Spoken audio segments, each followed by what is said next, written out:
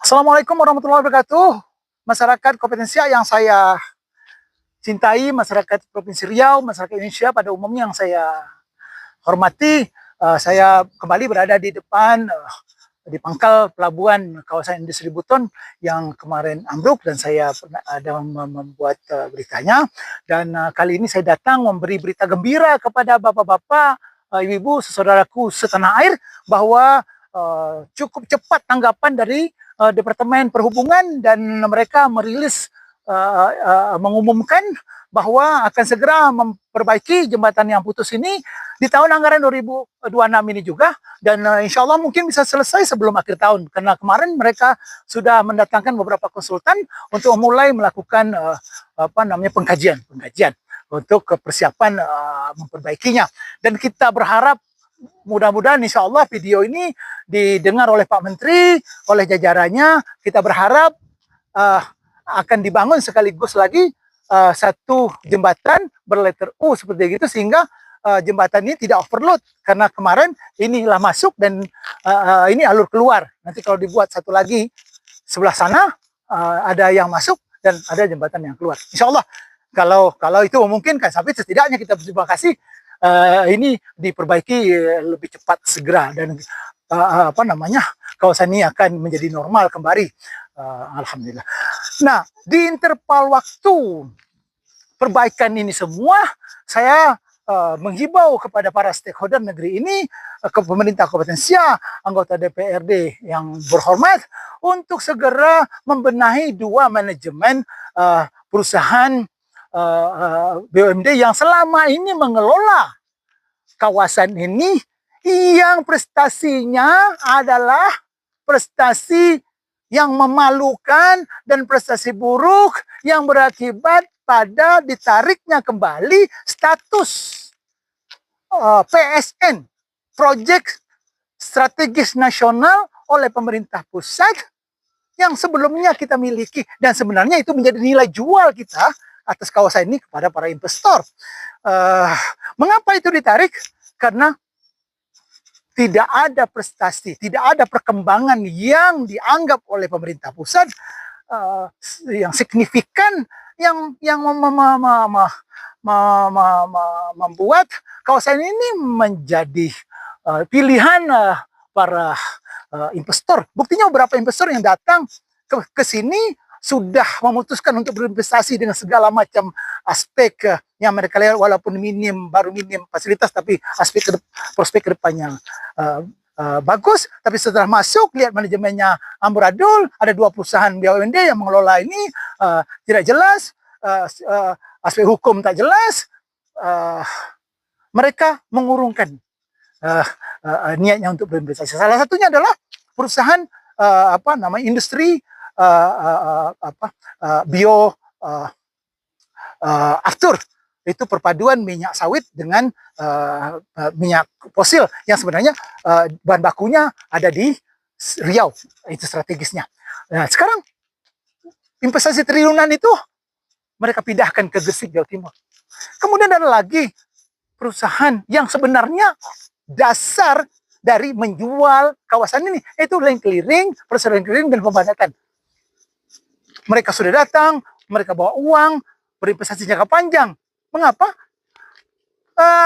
Menjual kawasan ini untuk berinvestasi para investor, yang salah satu untuk bikin mereka tertarik adalah setelah kawasan ini dibersihkan, dipadatkan, seperti para developer menjual, memasarkan lahan perumahan kepada para customer. Pertama yang mereka lakukan adalah proses land clearing, pemadatan, kemudian mempersiapkan segala macam legal standing daripada status lahan yang supaya membuat para customer yang mau berminat tidak ragu. Itu tidak dilakukan. Mereka sia-siakan para investor itu datang kemudian pergi.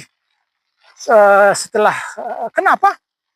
Investor pertama melihat kepada figur pengelola dan manajemen. Mereka datang lihat SPS jadi maklar lahan, datang PT KITB menyodorkan status mereka lah yang sebenarnya punya hak untuk mengelola lahan ini investor pusing, sehingga mereka pergi. Ditambah lagi ambruknya, bangkrutnya PTSS yang berburu kondisi kawasan ini di mata nasional dan internasional. Itu maka teman saya kemarin bilang, Bang, yang di departemen, itu Bupati Siak datang ke jumpa bos kami. Dia mengusulkan agar kawasan KITB itu masuk lagi ke apa namanya, program PSN, proyek strategis nasional. Tidak semudah itu setelah ditarik, bukan hanya sebagai sebatas usulan memenuhi administrasi, tetapi tunjukkan dulu kepada pemerintah karena sudah pernah berprestasi buruk. Tunjukkan kinerja, setidaknya dasar-dasar satu kawasan industri. Baru kita akan bisa mencoba untuk melakukan kajian ulang untuk mendapatkan kembali PSN. Sangat menyedihkan, saudara. Itulah salah satu tugas nanti yang harus diemban oleh calon direktur PT KITB, PT SPS. Setelah ini jangan lagi menjadi makelar di kawasan KITB. Itu membuat kawasan ini tidak dipercayai oleh banyak pihak karena tumpang tindih manajemen. Balik lagi urus trading sesuai dengan akte pendirian. Kemudian duduk manis kena ada saham sana sini di BUMD, lihat tunggu dividen akhir tahun.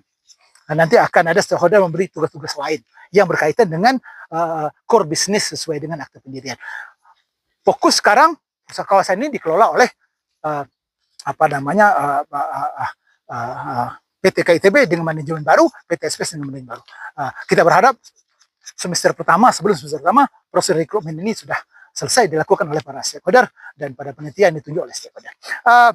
Ada beberapa kriteria sebenarnya tidak terlalu signifikan yang harus dimiliki oleh seorang direktur KITB ke depan karena memang berat.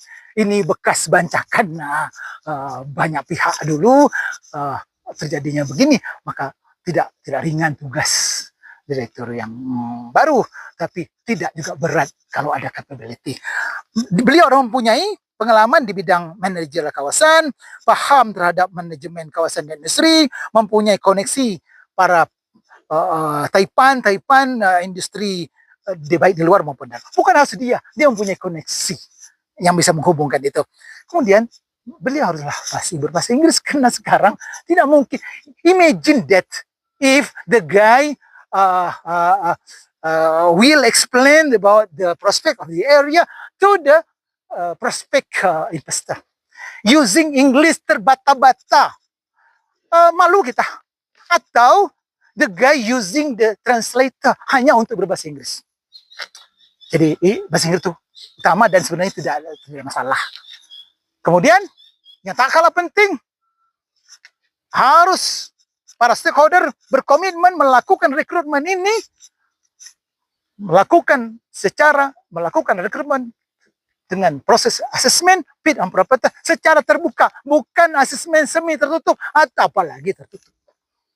Masyarakat saya himbau yang mencintai negeri ini kawasan untuk anak cucu kita ke depan. Mari kita kawal proses ini agar mendapatkan calon direktur KITB yang baik, yang punya kompetensi, agar mendapatkan calon direktur PT SPS yang bertanggung jawab, yang tidak lagi bekerja sesuka hatinya. Dan kalau itu terjadi ke depan, akan lain. Karena ini bukan zaman pemerintahan yang lalu. Ini pemerintahan yang baru, kita punya harapan kepada mereka dan kita kawal. Ini yang saya bisa sampaikan kepada masyarakat sebagai informasi. Kalau baik ambil, yang tidak baik jangan diambil. Sekali lagi, masyarakat, pemuka masyarakat, mari kita kawal seluruh proses rekrutmen ini dengan mata yang tidak ngantuk. Demikian saya sampaikan. Assalamualaikum warahmatullahi wabarakatuh.